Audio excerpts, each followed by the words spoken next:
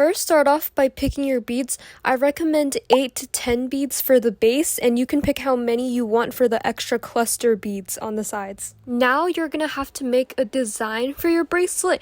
I like to just lay it on my desk and, move the beads around. And right now I'm actually making a lotus bracelet. I've always wanted to make one, and, today's the day. The next step is to put all your beads into the eye pins. If you don't have the one-step looper, just copy what I'm doing in this video.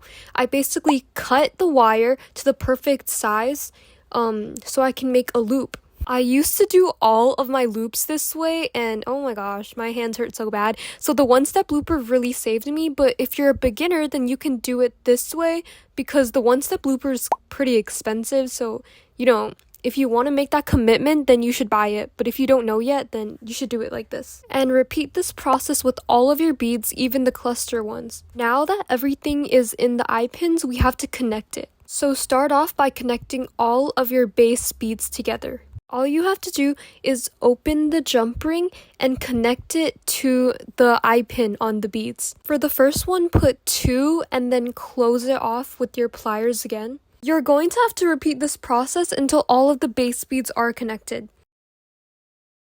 And now you're going to cut your chain so your clasp can hook onto it. I usually do 8 or 7, so just count until 8 holes or loops and then cut it at the 9th one. Attach it onto the end of your bracelet like you did earlier with all the beads. You're going to use another jump ring to attach the clasp onto the other end of your bracelet. And now you're finally done the base. For the extra cluster beads, attach them to the jump ring that you used to connect the bracelet. I am using 2 lotus flowers and 2 leaves. I chose to use extra tiny jump rings, but you can use jump rings of any size. And now attach it to your desired spot. It looks so cute already, so you just have to repeat this process with all the charms you want to add on your bracelet. Also gonna add some raindrop beads because I felt like the bracelet looked kind of empty.